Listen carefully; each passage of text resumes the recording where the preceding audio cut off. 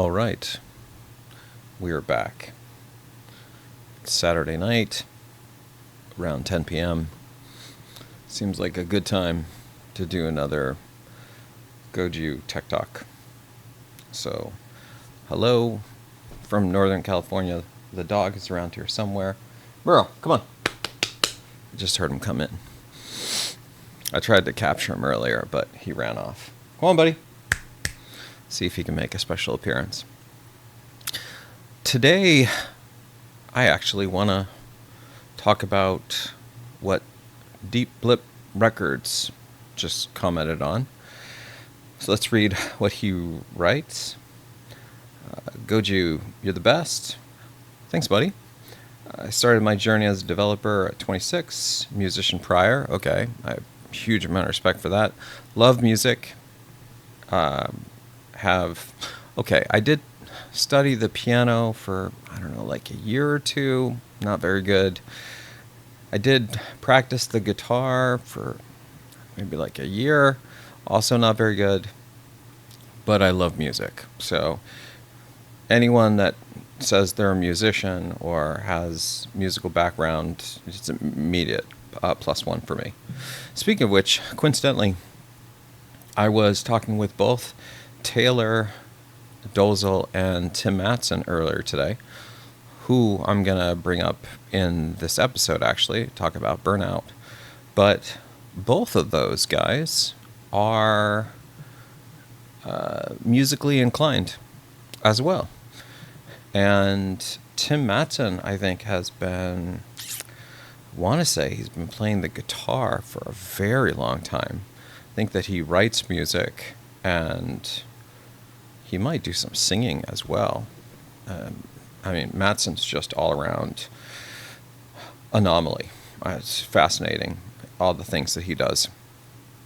And feel free to Google him. I'm sure there's stuff you can find on the interwebs that talk about his journeys. And then Taylor, I think, was saying he also played maybe the guitar, maybe bass. I've always actually been a big fan of bass, to be honest. I just like the cello and stuff. I like the deeper timbre stuff. Okay, now back on point. I'm now 38. Okay, so I started as a developer at 26. I'm now 38 and a senior systems architect for USDA. As someone who has been doing this for longer than I have, how do you deal with burnout? Maybe it's that I'm doing less coding at a senior level, or maybe I'm lost. I'd love to hear your thoughts. Or if you have a VOD that you can point me to. Thanks, Goju. So, love this. Thanks for the question. I really love the questions. And I also want to share, too, that something I'm going to try to do quite intentionally on Goju Tech Talk is I'm not going to throw any of the viewers under the bus. I'm not going to do it. So any question you ask, I'm going to take it very seriously. Unless, of course, it's maybe you're trying to get a rise out of me or something. But if you're asking a true question like this, I'm going to take it seriously and try to answer it to the best of my knowledge. And the reason for that is I feel like and I'm not trying to become like an old sentimental fool or anything. I'm just going to try to be honest with you. As someone who's been on the internet for a while, right? I created Nautica in 1999. It was when I first started it. But I had been playing MUDs since like 92. In 1992, I think, is when my good buddy Brett Eisenberg, I think now is in SF, introduced me to, I think it was like Jedi Mud. And from there, I played MUDs through undergrad. And then finally, after being addicted to MUDs for some time, I made the adult choice of maybe I should just build one, and then I can satisfy my addiction of playing MUDs by just creating my own MUD. Anyway, the point of all this is I've been on the internet for a while, and as someone who's been on the internet for over 30 years, I think I've got some kind of handle on things to a certain degree. And I see stuff on the internet that reminds me of road rage. That I think it's easy to do road rage because somehow you're kind of like protected from the real world. Like you're not really in the real world, even though you are, but because you're behind this steel cage that has power behind it, it's like you might do things that you probably wouldn't do if you weren't in that environment. Like if you were just in a grocery store and someone accidentally cut you off for an aisle, you might not like tailgate them or do other things, right? I think you get the idea. I think the internet's the same way. I think people can be really empowered by this form of anonymity, and they sometimes will do things that they normally wouldn't do if they were maybe fully exposed, if they were in person and had to kind of face the music.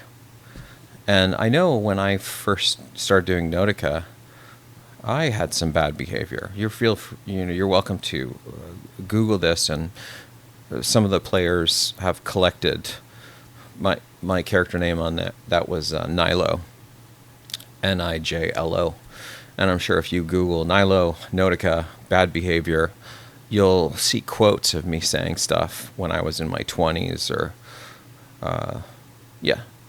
20s to early 30s, I think, where I'm just unhinged because I was basically a bit of a child and had a lot of the teenage angst and didn't really know how to deal with people using my software that really liked it but were very critical of it. And now that I've been doing this for some time, I'd like to believe that I have a more, maybe like nuanced understanding. I'm not so fast to like judge people that are critical of the systems that we're building anymore. In fact, oftentimes I try to listen even harder when people are giving what I feel like is honest feedback. Like Tim Mattson was today, actually, with me. So anyway, going back to this comment about not kind of being aggressive to viewers or people that have comments, I'm going to do my best at all times to create a safe space for everyone to discuss. And while I think it's totally fine for people to say negative things to me and tell me that I'm an idiot, which I get all the time, and I'm actually totally fine with that. I don't like it when other people start attacking each other. So if there's any of that kind of really aggressive infighting in the comment section, I'll probably mute those comments or something like that. Or I'll privately discuss to bring it up a notch, that kind of thing. I definitely am not going to encourage that. And you'll also find that I will, really do my best to basically ignore the negative comments. I've been receiving negative comments and a lot of strong haters for almost 30 years. So I have a pretty hardened shell to that. You'll probably see that I'm unwavering on these things. It's fine. And I'll try to leave those comments unless they're bordering on like violence. But I'll leave the negative ones so people can agree, right? I actually say stupid things all the time. So people should tell me when I'm making mistakes. But for people that are asking serious questions like Deep Blip Records, I'm making my promise to you now that I will never try to make anyone feel small or silly or unsafe for asking these questions. I'll take this very seriously, and I'll try my best to answer it in the most authentic way that I can. And I want to share this because I really like this. I think this is one of the pieces that I'm setting out to do with Goju Tech Talk is I really feel like I see a little bit too much negativity from social media these days. And I think that it's a choice. I think it's very much like we can choose to be on bad behavior, which I think is actually pretty easy to do. I think it's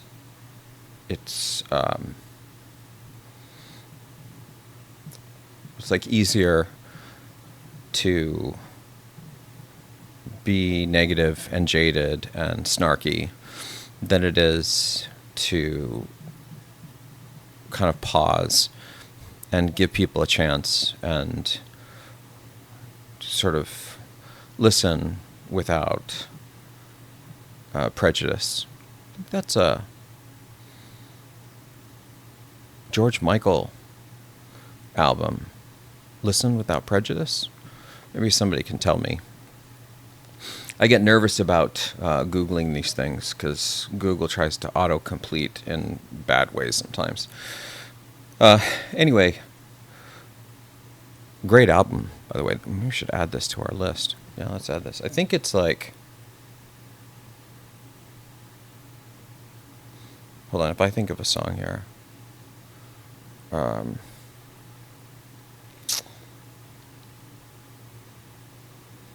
Okay, I'll add it next time.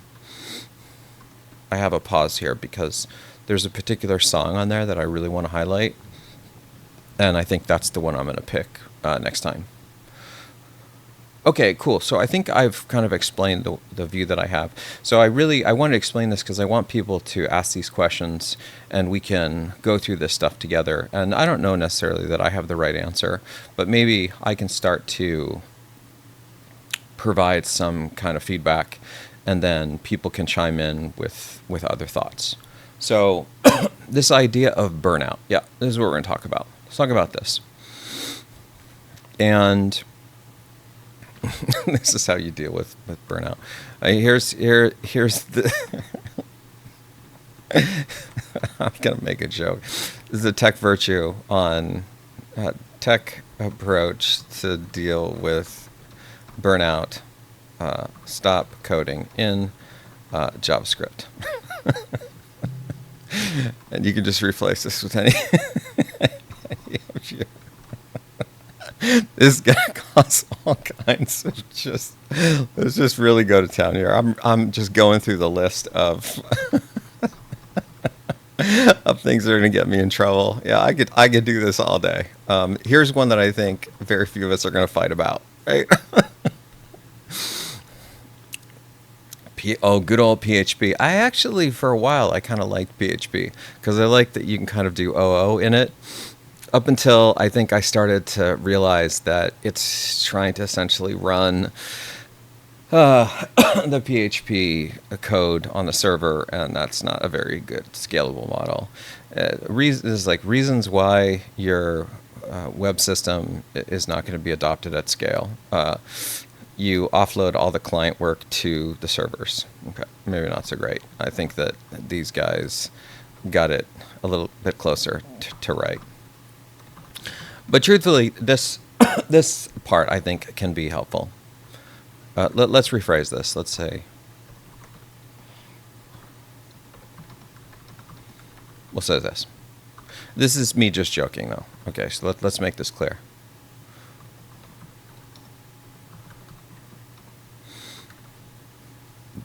Yeah, I don't want people to take me too literally, because some people might, and I think coding is the thing that's going to save us. It's definitely not vibe coding. That's going to take a while to unpack that one. So, not tonight.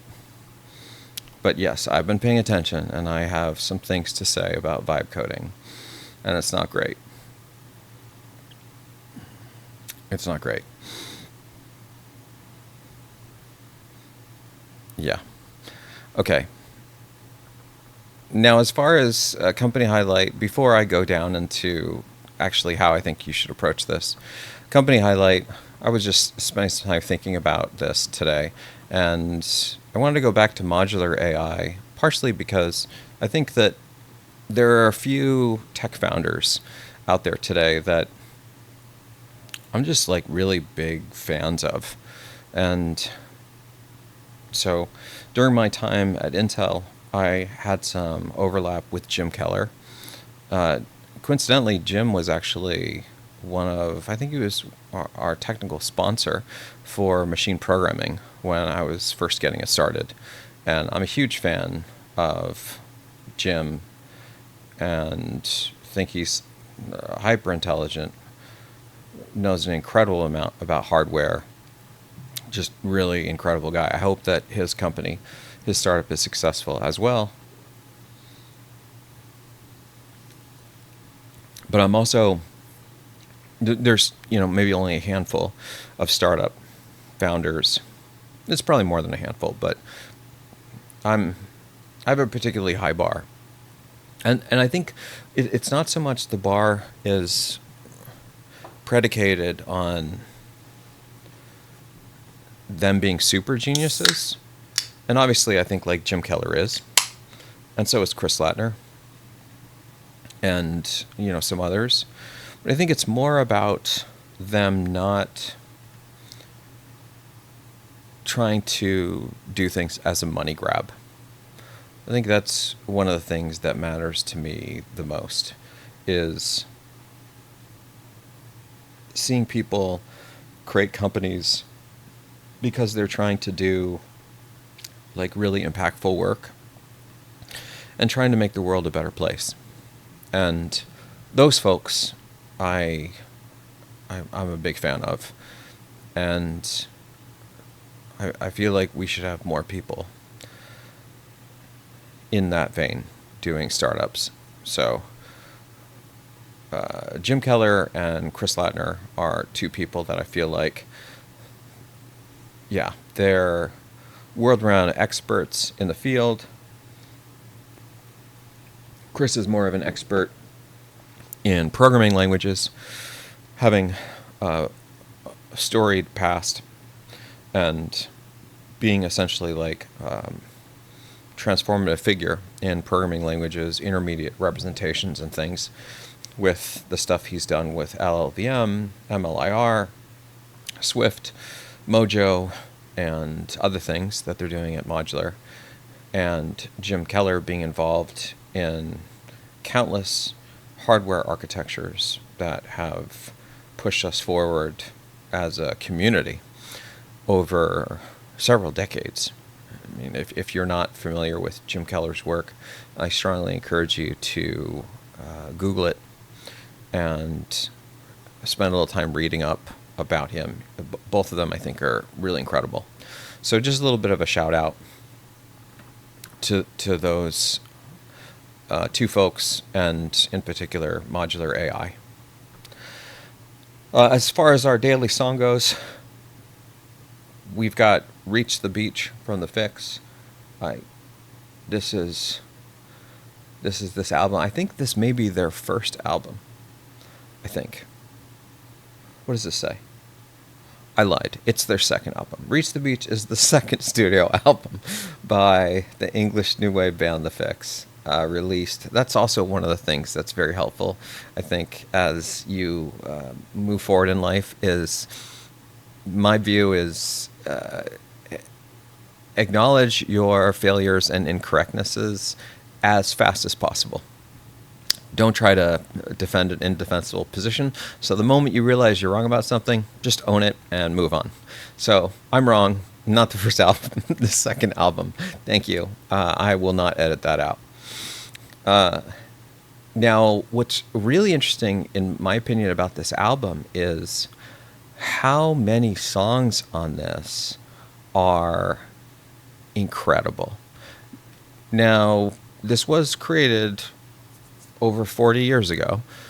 So for the younger viewers, you may not be your cup of tea.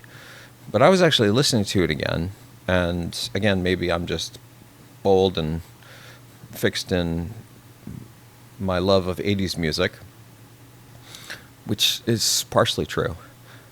But I think that many of these songs are incredible. Reach the Beach, I absolutely love. Saved by Zero, oof, really good one. Opinions is different, but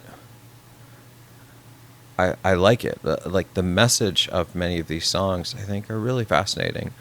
So, and then one of the songs that probably is maybe the most popular, but probably the one that I find the least interesting, is One Thing Leads to Another.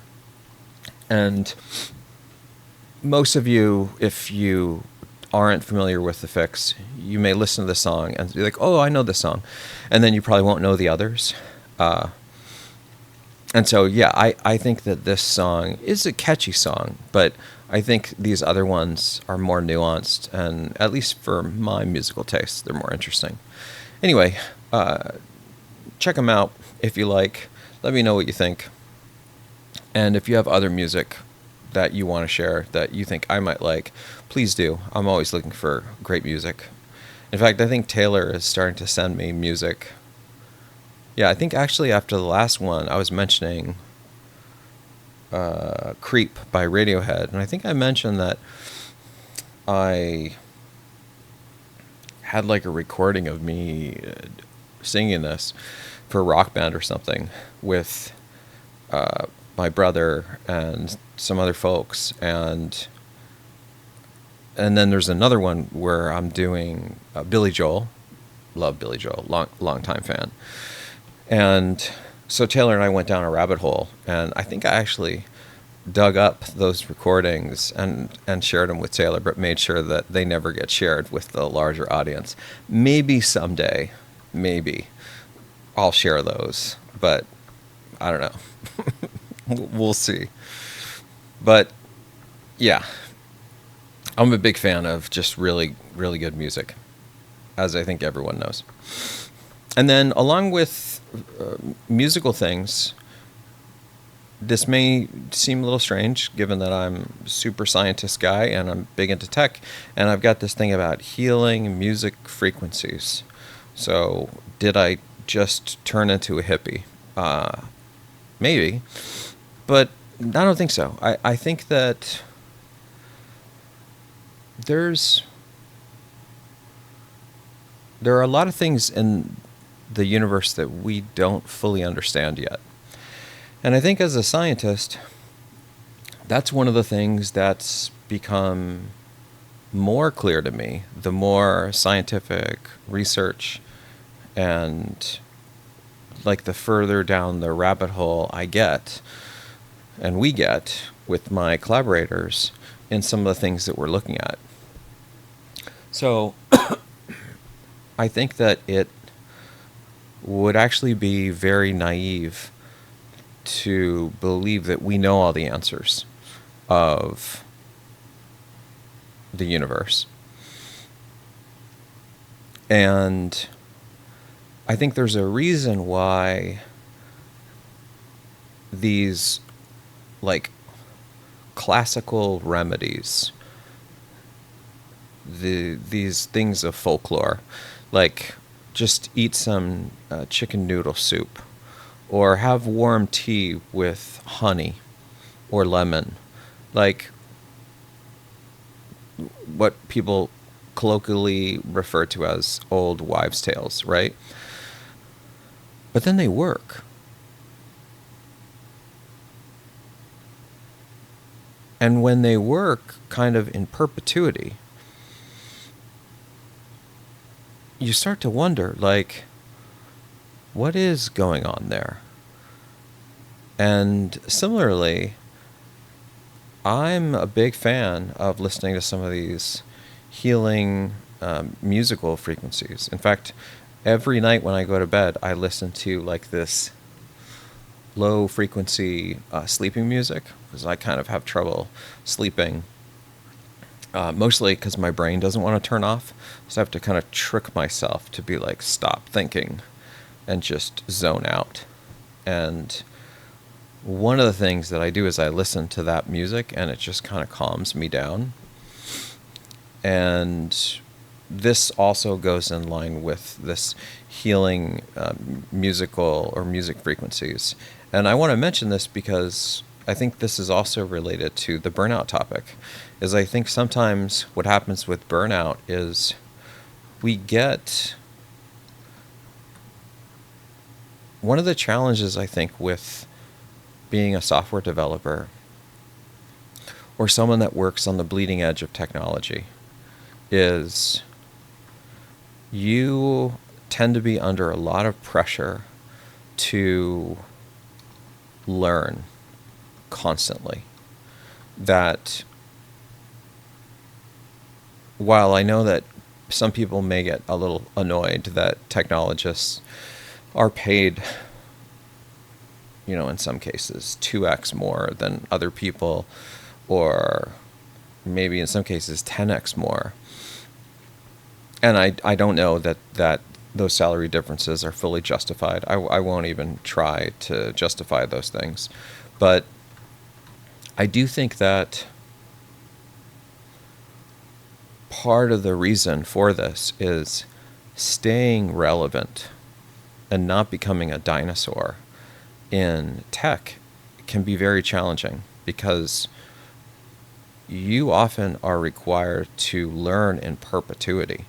You can't stop learning, because the moment you do, you become the COBOL programmers of yesteryear. And while there's a few COBOL programmers still being employed, like, I don't know that there's many positions still open, but there's lots of positions for JavaScript and TypeScript and Python and machine learning, and believe it or not, C++, and Java and C#. But these are all languages that are sort of constantly evolving. And even if the language itself isn't evolving, the frameworks and the libraries and packages and things are. So even if you're a master of, let's say, the Python programming language, and the language itself isn't evolving that fast, the packages, the libraries, the things that get added into it are. And so this can feel somewhat overwhelming, I think. Especially if you're in this mode where you're working nonstop, trying to do all the things you're doing, and then you have this nagging itch of like, am I learning enough? Did I learn about this? I think it's even exacerbated with the AI stuff that's going on today, with a lot of the forward movement that's happening with new AI models and new AI companies and new methods and all of this stuff. It's almost like a fire hose that just never stops. So one of the ways that I think you can deal with this sort of being overwhelmed, which I think is part of the burnout story, is to like calm those voices in your head. And the way that I calm those is I will often kind of mute the world. So I'll turn off email, I'll turn Slack off. I'll literally put my phone into do not disturb. In fact, my phone's almost perpetually in do not disturb. It's do not disturb even right now. Like, people are literally texting me right now and nope, I'm doing this. So I sort of mute the whole world, and then I will listen to this stuff. And in fact, people that know me know that this kind of stuff is playing in the background for me all the time. Literally, like, all day it's going. I sleep with it, and it's playing on one of the TVs that I have at my home office, my work office, in my ear. And a lot of that is just to keep things calm, to make sure that there's amount of regularity, a calming signal, if you will, in sort of a sea of voices that are asking for a whole bunch of things, or demanding this stuff be done, or all the other things that happen in my world or your world that can make us overwhelmed. So this is one of the background pieces that I think can be really helpful to keep the daily grind kind of in check. And so I strongly recommend all of you, I'll actually drop a few of the longer form instrumentals that I listen to. So I think it's like Green Red Productions that I listen to quite a bit. And they have, I fluctuate between, they have like study music and this ADHD music, which, I definitely need study music, and I definitely need help staying focused on certain tasks. And then sometimes I'm actually too focused and I need help kind of separating from that. But Green Red Productions, I think, does great stuff. I strongly recommend checking some of those out. Okay, now we can go into the actual life virtues that I think about when it comes to avoiding burnout. But I want to start by saying that the answers that I have or don't have in this space are just my own personal experience. That and none of this is meant to be definitive, and I really don't think that this is like a one-size-fits-all. But I do think that there are some philosophies that I try to follow that I think can be helpful for other folks. Oh, by the way, yeah, I wanted to show this, is that at some point I want us to talk more about semantics analysis and moving beyond some of the historical ways that we've done semantics analysis. I think that like the axiomatic, denotational, and operational semantics that we've used in the past are great. In fact, in particular, operational semantics, I think, can be very helpful to understand certain behaviors. What is like possible or not possible. I've seen some really good work in this space. I think that Emina Torlock out of University of Washington and Roz Bodick were doing some interesting stuff on, I think it was operational semantics, and they were reasoning about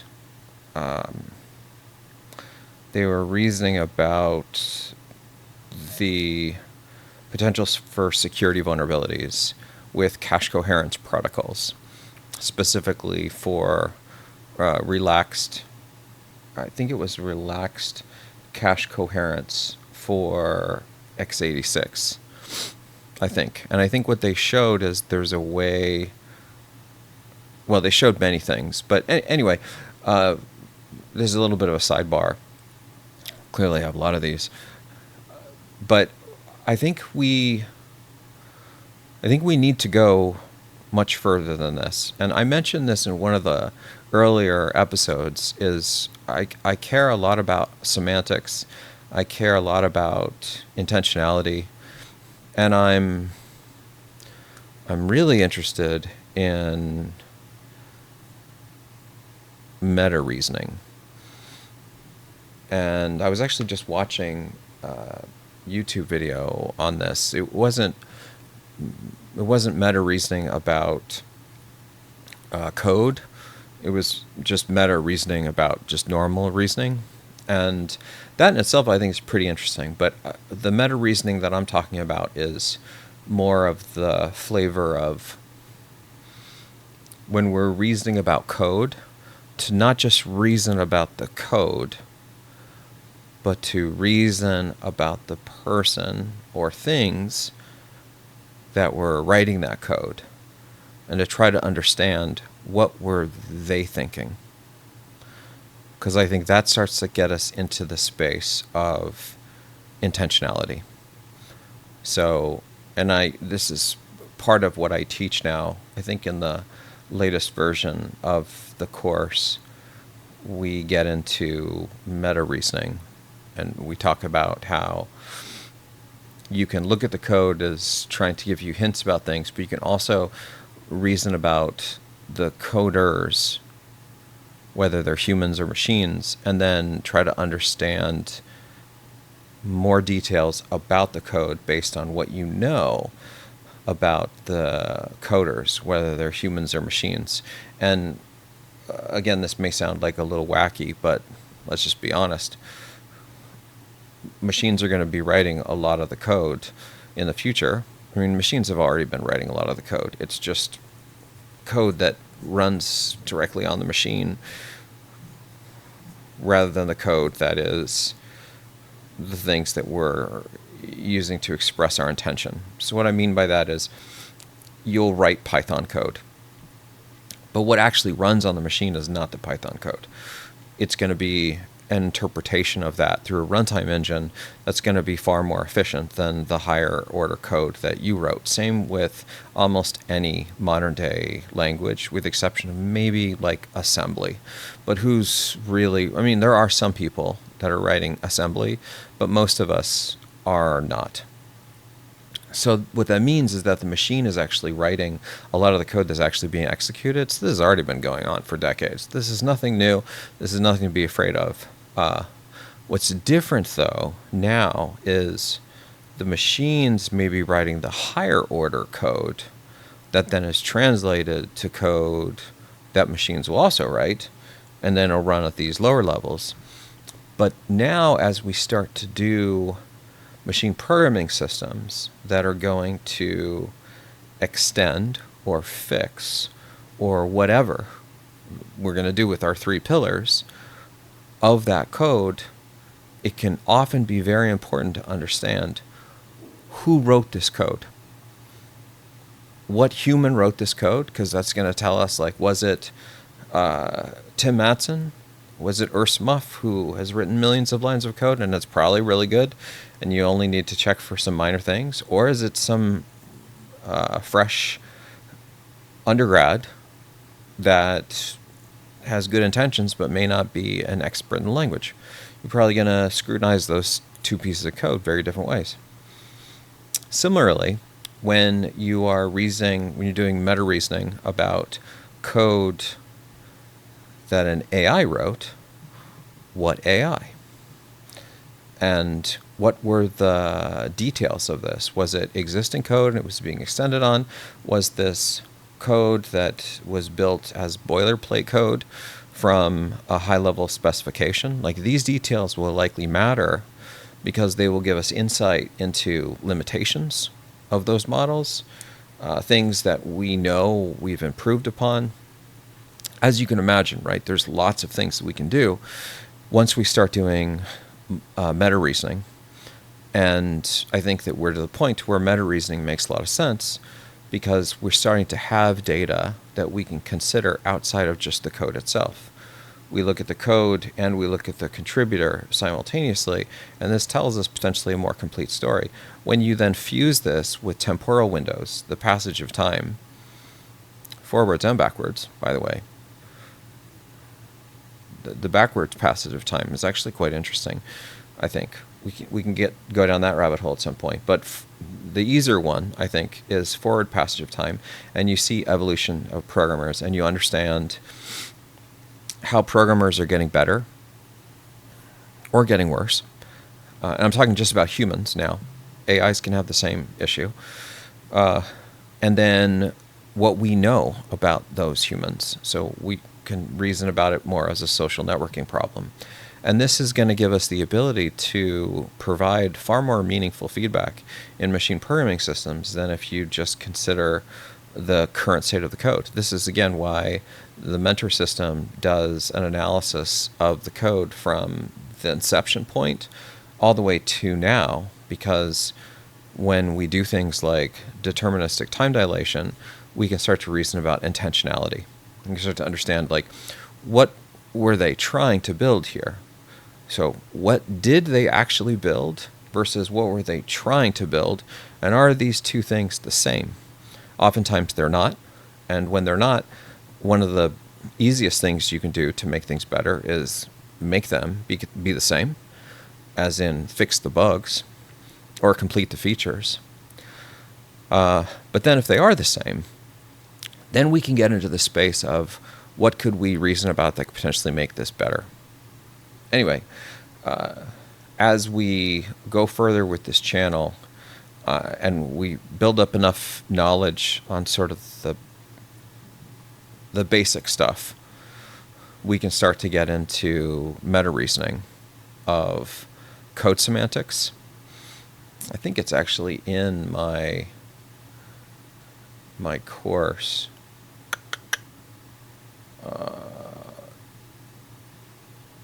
Okay, I'm going to do this. I think if I just do this, this won't. Gotcha. Yeah. Ooh, it's light mode.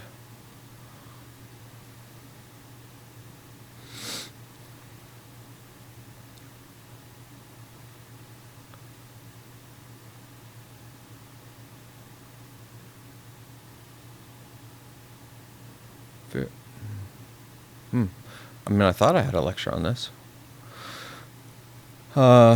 Fourth dimension, code reason. Oh, maybe what I did is they updated uplifting semantics meaning used fairly. This is not it. Okay, I'll have to check, but I think that this part is, it's a problem that I really care about, and I think it's one of the key future problems. Yeah, I'll leave it at that. Yeah, and if you're curious more about formal semantics and these different modeling techniques, feel free to check out some of the slides. Okay, but now back to these life virtues. So there's three, I think, that immediately come to mind when I think about how to avoid burnout. And I'm not saying that there's only three, but there's three that I think are at the forefront of my mind when I start thinking about this. Before I get into those three, let's take a quick pause so I can refresh my drinking situation, and all of you can grab the popcorn and stuff, and then we'll get into the actual deep content on. Sorry, I just want to double check and remember on Deep Blip Records comment. Okay, we'll be right back. Okay, what? Are we back? Okay, yeah, we're back. Okay, we're back, buddy. All right, look who I found. I've trapped him. And he so doesn't want to be here. Come on, it's not that bad. It's not that bad. Just because you're hearing the adult voice. Okay. Calm down, buddy. He's got like his tail between his legs. Oh boy. Okay, stop shaking. All right. So now, life virtues to how to avoid burnout. Okay, maybe thing number one to avoid burnout: have an animal friend. An animal friend is likely going to help significantly because their cuteness is going to make all the problems just feel less problematic. And I'm actually being quite serious about this. There's data. Oh, there, he's finally coming down. There's data on this whole, what do they call them? Mental health animals. And yeah, I'm getting the language wrong here, but I think that can really help with burnout, because one of the things that I think happens with burnout is, at least the times that I've had it or I've worked with people that I think have been going through it, is there's like this inability to turn your brain off. from the things that you're working on, which may be okay momentarily. Like, so if it's a weekend or it's a paper deadline or it's a critical crunch period, so, maybe even a couple weeks to maybe a couple months. But when this is happening kind of in perpetuity, like this is going on for 6 months or 12 months, or in some cases even like a few years, and it's nonstop, and it feels like there's no end to it, this is where I think we can kind of start to really crack. And I think part of the reason we experience this, or at least when I've experienced it, or others around me, is I think oftentimes it's this dread that, like, there's no end. So no matter what you do, you're never gonna, like, get beyond this. And then I think that's a very slippery slope, because you're heading straight into the abyss now. There's no return from this. And so finding a way to create separation from this overwhelming work situation that you may have, and then have a momentary reprieve to where, okay, my mind can turn off, can be super helpful. And so truthfully, I think animals can be very helpful with this.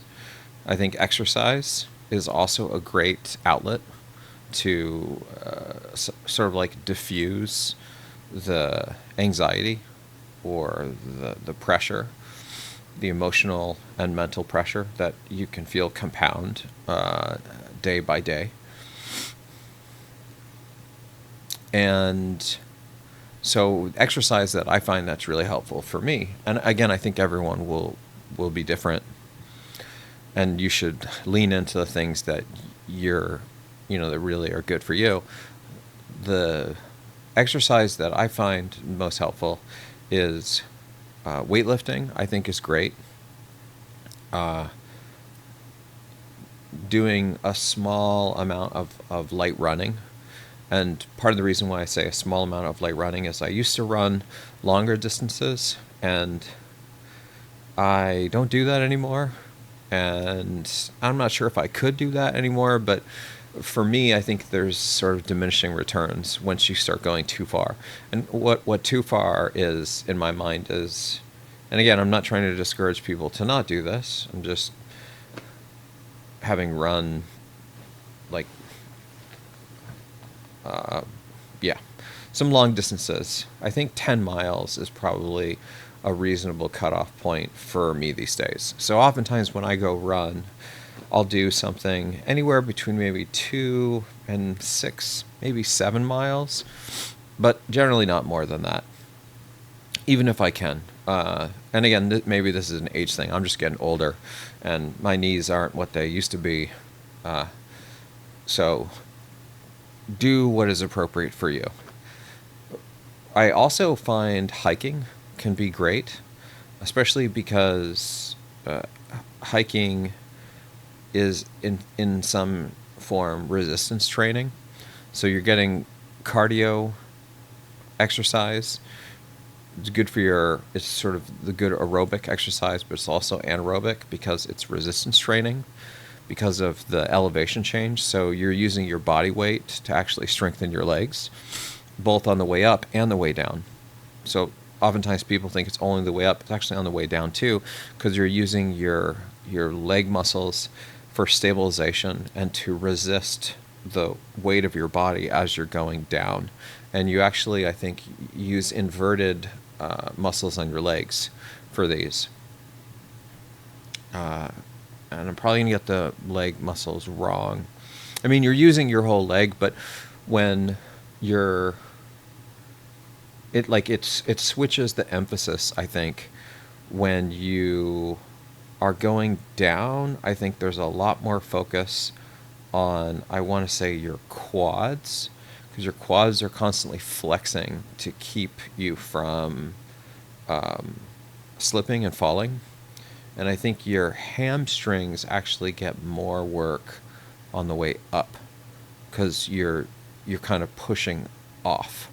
I'm probably getting this wrong, but the point is that both up and down are actual resistance training, not just the going up.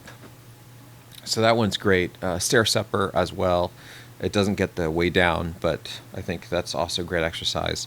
And part of the reason why those might be preferred is there's data that's coming out about impact training, and trying to have low impact, I think, can generally be pretty good. Things like swimming or stair stepper, as opposed to like flat running, especially on kind of hard terrain like the sidewalk.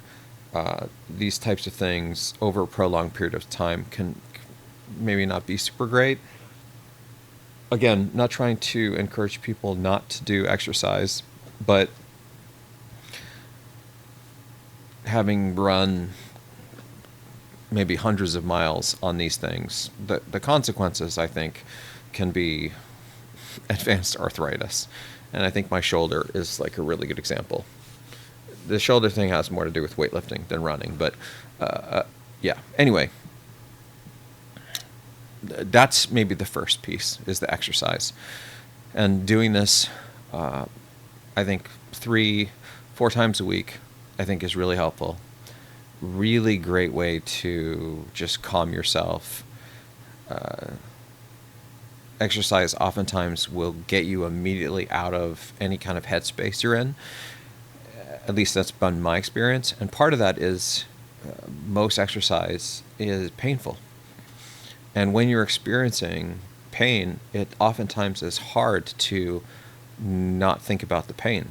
And so if you're feeling quite a bit of pain, your mind, I think, recenters itself around the pain. And so your stress about work and things, it kind of shifts the focus, and it actually allows you, in some ways, like this momentary reprieve, because you're not being stressed about the work. You're more focusing on, wow, this is like, how much longer can I run before I need to take a break? Like, I can't breathe. And then what's also great is you get the dopamine hits, you get the endorphin rush from running. At least I generally do.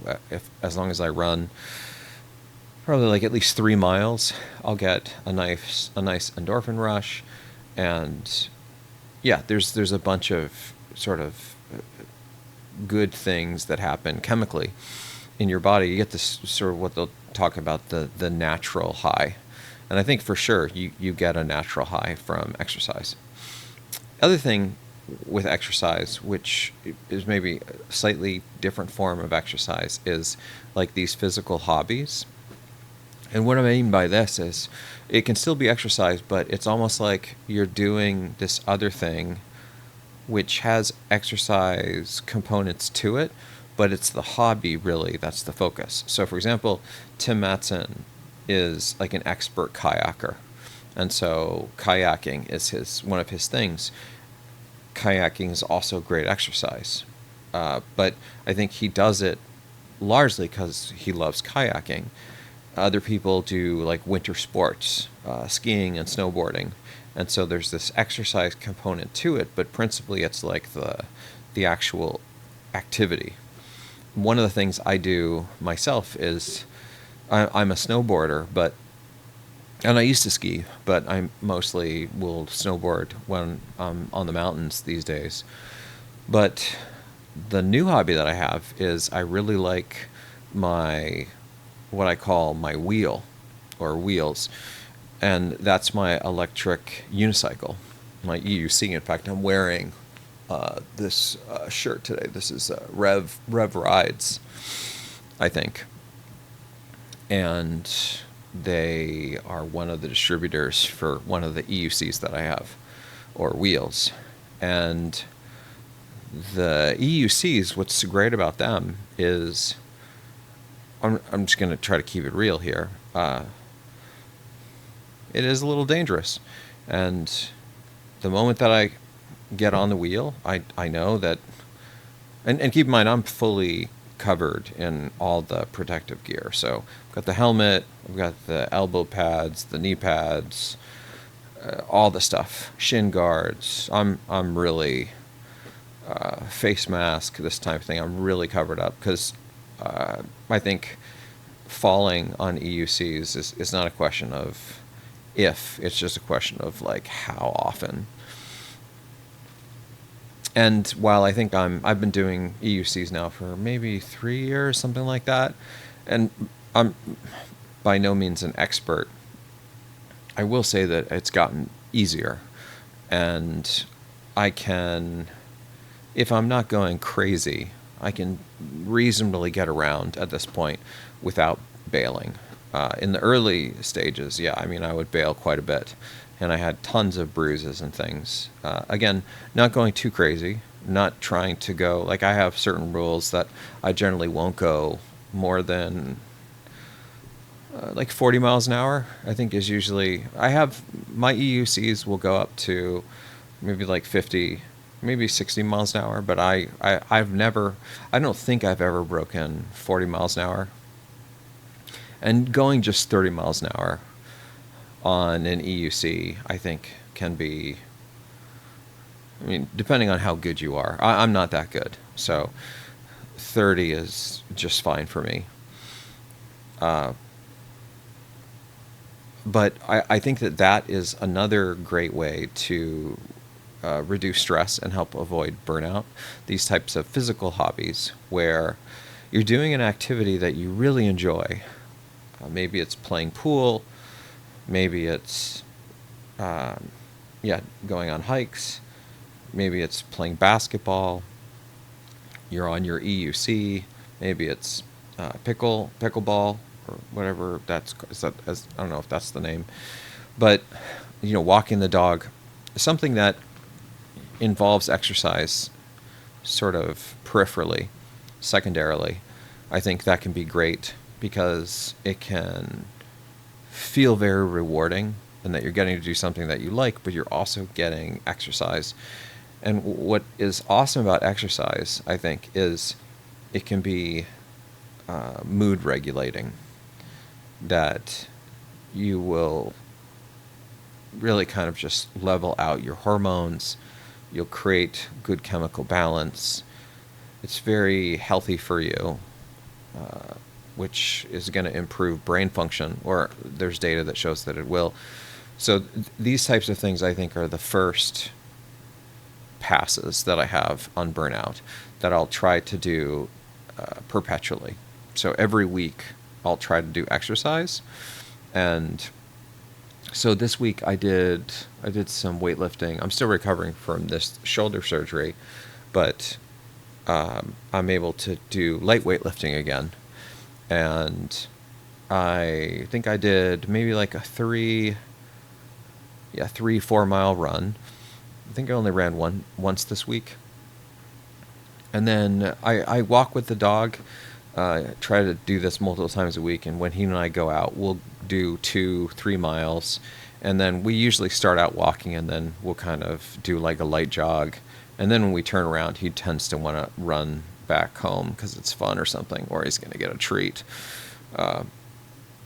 So these are types of things that I do at a pretty constant frequency, and I think this can be really helpful to keep things level. Okay, now if you're going into like these deeper phases of burnout, this is like you've been following the rigmarole for months now, maybe years. You're feeling like it's just one day after another. There's no light at the end of the tunnel. Maybe things aren't advancing in your career. It just feels maybe dead-endish. You don't know the last time you took a holiday, or if you did, you didn't feel like you were on holiday at all. You were just thinking about work. And this can really start to take a toll. And I think a good way to maybe assess if you're going through burnout is after you're feeling all these symptoms. Because usually I think at least my experience has been, I've been a pretty good sensor for my own burnout. Like I can tell if I'm having diminishing returns, And this is kind of what I think about with burnout is, in some sense, this idea that you are working so hard and you're not giving yourself sort of sufficient breaks to get mental clarity, to allow yourself to kind of feel like you have a life outside of work, or something of, that something of that form, then it slowly starts to kind of erode away, like, at your soul. It starts to feel like, again, this is just my personal experience, like, what's the point? What am I doing? It's just every day is the same, and I'm not growing, and this is a dead-end job, or I'm not appreciated. There's like a bunch of things, I think, that can make us feel like we're going through burnout. So if you're beyond the daily fixes, like, I think if you get this early enough and you do exercise iteratively and you allocate some time off for yourself, I think you can kind of get in front of this. But let's assume that you're kind of in these later stages where you feel like the world is just kind of caving in on you and you're at this point of no return. This is where I think you can try to really do these other two things, the protecting your time and being responsible. So we'll maybe start with the be responsible first, since we're kind of going in inverse order here. The be responsible part, in my mind, is this notion that when I think we're experiencing burnout, one of the things that's happening is we're neglecting ourselves. That other things are more important than us, which in some cases, this is how we survive in life. This is how we become adults. This is what happens when you get a pet, or you have a child, or you have a partner, is oftentimes those other people, those other things will be more important than you. And they need to be in order for them to survive, right?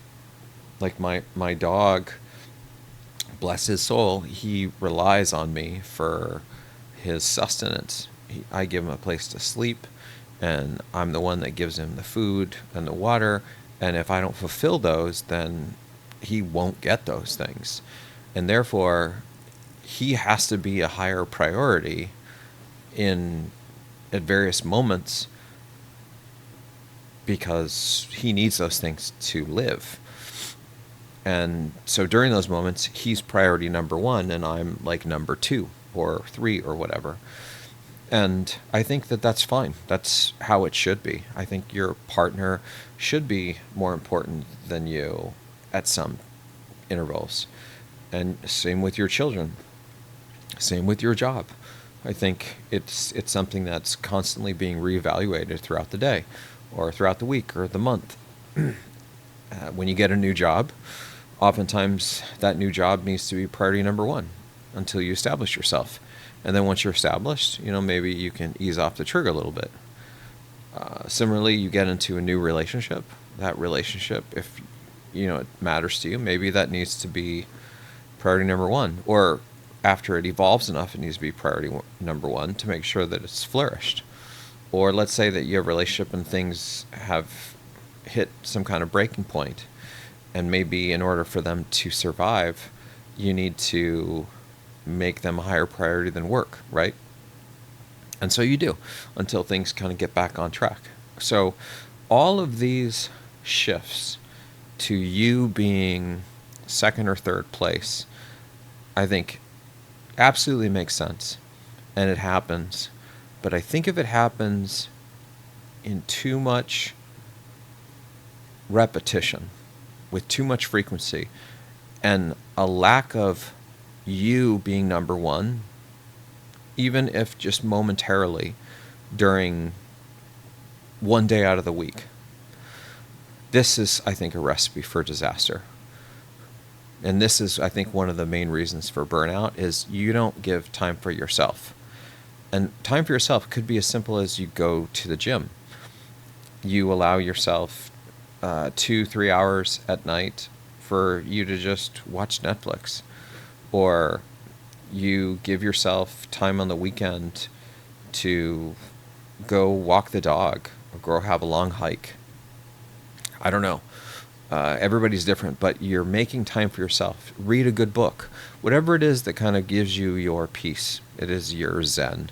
Having those things, I think, as a, if not daily, but a weekly thing, I think can be really important, because this will help break up sort of the monotony of working every day over and over, 12-hour, whatever craziness. And believe me, as someone who sort of works in a somewhat religious way, where it's 7 days a week for me, and it's been that way for quite some time, and it probably will be that way for quite some time, this is one of the things that helps me avoid burnout, is if I start feeling it, and believe me, there are times where I start feeling it, I'll say, okay, I'm going to take this weekend off. I'm not going to work this weekend. And I'm going to do just exercise. Or I'm going to just binge watch some full show. Not just a season. Like, I'm just going to binge watch 3 seasons. And I'm going to play Path of Exile 2 at the same time. Right? Just really leaning into just being what we might consider as being irresponsible. But I actually think it's the opposite. I think you're actually being very responsible, because you're choosing to make yourself the priority. And I think something happens when you do this, is that you get mental clarity. It's like, because you're allowing yourself time to just sort of check out and chill, your brain now can process all these things, because it's no longer in this like fight or flight mode, which it may be if you're just working 16 hours a day, putting out fires and feeling overwhelmed. If you're in this sort of calm state, this meditative state, sort of like the Zen state that I sort of get when I code, or when I play ARPGs, my Diablo likes type of thing. Or even when I will watch really good shows, something happens in my brain where I start to meander. I'll be thinking about the thing that I'm doing, but my brain gets calm, and it allows me to reflect on the stuff that I was pretty stressed about. And I can think about it in more clarity than when I'm in it. It's somehow, like, I heard this explained, I think, very well, is that when you're in it, it's like you are the piece on the board that someone else is using for their chess game. And when you're a piece on the board, you're the constant pressure of, you can be taken out from here or there or anywhere, and you're like, am I going to be taken out? How do I move the right way? All this stuff. And oftentimes you can't even control your own movements, and it's you're very vulnerable. And so you take yourself out of that, and suddenly you're no longer a piece on the board. You are the one that is making the moves on the board. You can see the whole board. You now are sort of in control of the pieces. And I think that it can oftentimes only be possible if you pull yourself out. So you kind of need time to say, okay, I was in it, now I'm going to step out and I'm going to reflect on all the stuff, because now I can start to assemble the picture of what was really going on in that meeting. Like, why did Jim yell at me? Did I really make a mistake, or is he flustered? Or you can process these things that are probably building up, and it's just adding more and more pressure. And you can slowly start to decompose very complex problems and make them simple. Get at the heart of them. But I think you can only really do this if you are very responsible, and in some ways demanding that you have me time. You have time for yourself. And I think everybody's different. I don't know what me time for you looks like. For me, it's what we just talked about. Oftentimes, me time will be my headphones on, listening some super chill music, and walking the dog for a couple hours.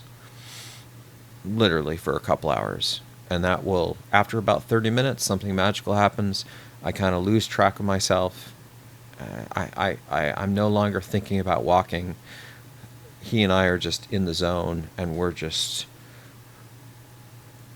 meandering mentally. And it's fantastic.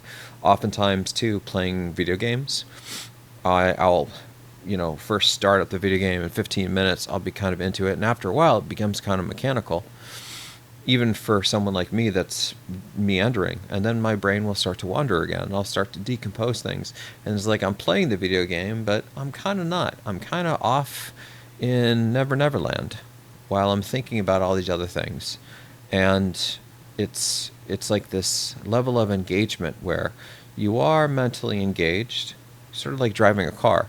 It's like you're mentally engaged because you know that you got to pay attention, otherwise you can drive off the road. The same thing with walking. It's like you got to pay attention enough to make sure you don't walk into traffic and stuff. And video game, you got to pay attention so you don't like get your character killed, all this stuff.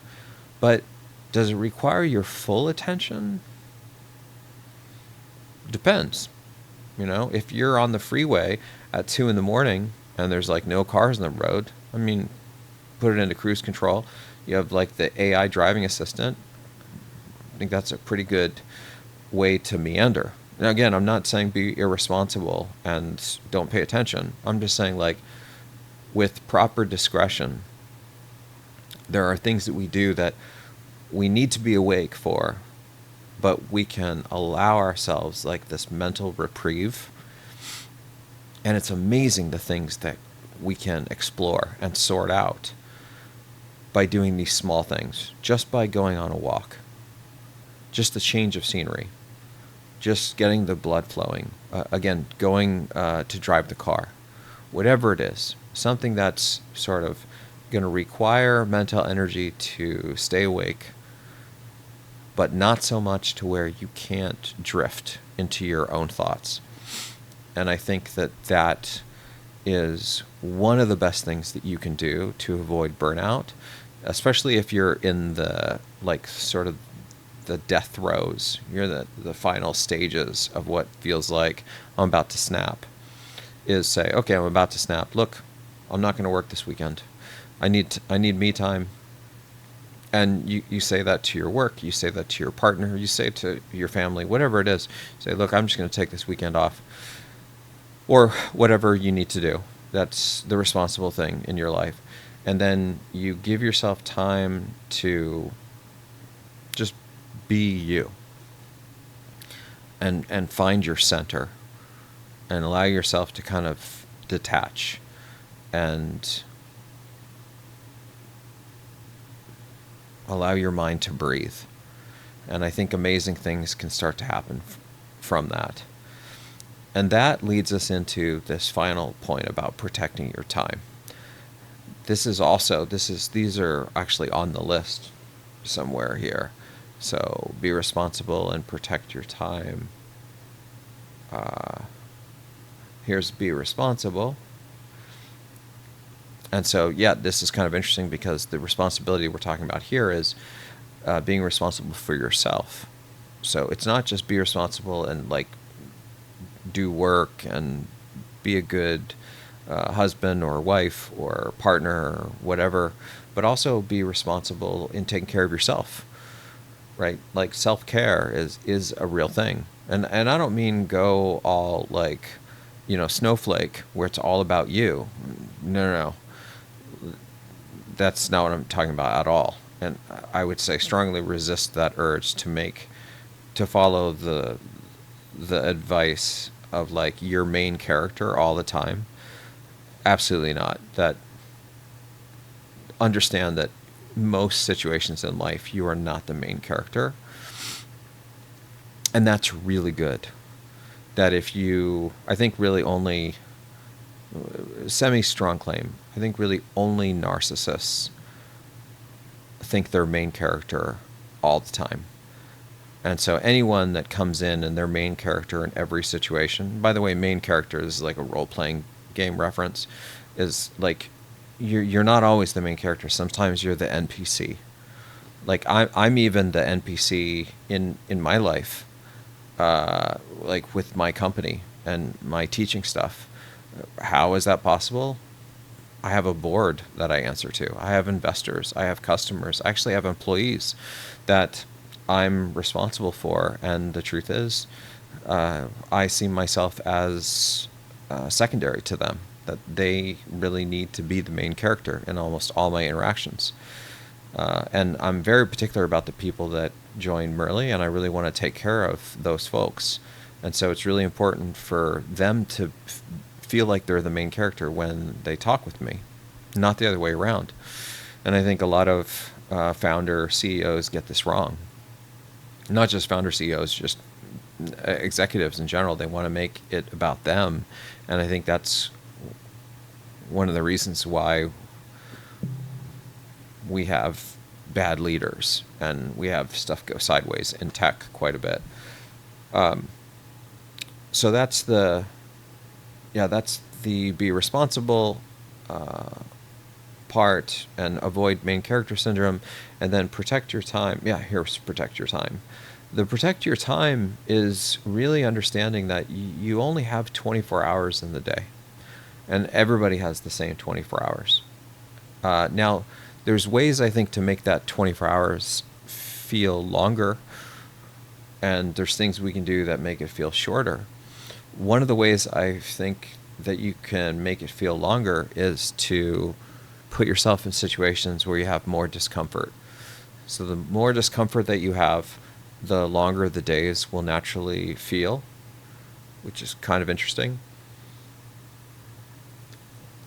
But I think it's a tremendous life hack that if you feel like your life is flying by, just, I think, go out of your way to put yourself in more uncomfortable situations, like do more exercise. Those days are going to slow way down. Put yourself in situations where you're not an expert and you're outside of your comfort zone, like you're around people that are just smarter than you and you have to pay deep attention just to be part of the conversation. That's going to slow things way down. Spend time trying to deeply learn something that's very complicated. More pain, more suffering, going to slow things down. And also, what I think that can do is that can really enhance your mental conditioning. This is something I strive to do, is to constantly grow. And on top of this resulting in me learning new things, I find this also enhances my ability to work hard. And therefore it lends itself to less burnout, which is kind of interesting. And what I mean by that is the first marathon I ever ran, I did with no training. And it was the hardest, the worst marathon I've run, and the however many marathons I've run. It's more than, let's say, 5. So what changed? I trained after the first marathon, and it was just one of the hardest experiences of my life. I thought, okay, I like hard, but this is too hard. This is I'm thinking like maybe I could have died. Just really stupid. Just public service announcement, PSA, I guess. Try to avoid running a marathon with no training. Like, seriously. It's not a flex to just show up. It's just kind of stupid, and you could actually die. Dehydration, all of these, too much lactic acid buildup, not enough potassium. There's like a bunch of stuff that can go wrong. But anyway, I did it, and I really like pain, but I was like, this is even too much for me, so now I'm going to train. And then what happened is I just conditioned myself. And part of it was physical conditioning, for sure. Like my body and my legs got used to running longer distances, that I actually would do long runs prior to the marathon, and every one of the long runs would be like at least 20 miles. So some of them I would do like a full marathon just for kicks and giggles before the marathon. But, and I don't know that you're supposed to do that, but I just thought it'd be like, why not? But minimally for all the subsequent marathons, I would run my longest run, which would be like 2 weeks before the marathon. Yeah, because you usually take one full week of no running and then the marathon. So 2 weeks before the marathon, you do your last long run. At least this is the way that I would do it. And that would be at least 20 miles. And what would happen with all the future marathons, they'd be so much easier because I was just conditioned. So I was physically conditioned, but more than that, I was mentally conditioned. I had built up the tolerance in my head that like, oh, I can just deal with this pain. And definitely the pain became reduced in my body because my body was more used to what that felt like. But also a part of it is it's the mental toughness. Is you just get used to, at least for me, I'm a slower runner. So I got used to the idea of I'm going to go run straight for 5 hours. What's it going to be like to do running for 5 hours straight? And I'm going to do nothing but running for 5 hours. And like, if you just think about that for a second, when's the last time you've done something, one thing, for 5 hours straight, where like that's the only thing you've done? And then when's the last time you've done that where it's a hard thing? It's not an easy thing. Like, I think it's pretty easy for most of us to do the things that we like for 5 hours, like sleep for 5 hours or watch Game of Thrones for 5 hours. But something that's like not necessarily easy, like go walk the dog for 5 hours, go on a 5-hour hike, go weightlift for 5 hours. I think once you start to, it may sound easy, but once you get past hour 1 into hour 2 or 3, weird things start to happen. You really start to, your mental focus, I think, starts to shift. A lot of times people will talk about how once you get to the wall in a marathon, you'll start to hallucinate. Oh, yeah, I mean, I've definitely hallucinated before when I'm running. You just kind of don't even know really what's real. It's it's a strange thing. And I think that's the stuff that you start to wrangle with the mental conditioning as you start to do things in like with more intensity. And this goes to this idea of protecting your time. How? Because if you don't protect your time and you just are working, you don't give yourself these reprieves where you can go do exercise, or you can have your Netflix binge, or you can find your Zen, all you do is work, then this, I think, it can lead to burnout much faster. Whereas protecting your time also can mean, this may sound a bit counterintuitive, but at least this is what's helped me. That can also mean protecting your time even from your friends and family. That sometimes I think that we actually need a break from everybody. We need me time. And again, you do you. Like if your me time involves being around your partner or your best friend or whatever, great. Right? I would just encourage you to really think deeply and be honest with yourself that the idea with this, the me time and centering yourself and having these Zen moments, I think, is principally about giving yourself time to mentally decompress and put things in their proper place in your mind. It's like you're giving yourself this moment to decompress, organize your thoughts, process all these things that are going on that you probably haven't processed. And then that likely will get you back into the swing of things, or at least this has worked for me. And what I found is, for me, this oftentimes needs to be a solo activity. Like, I can do it with the dog with me, because he doesn't really talk back much. He will occasionally bark, but, like, he's been sitting here this whole time. Like, you want to see him? Like, here he is. He's been chilling with me this whole time. Hasn't said a word. And this allows me to meander.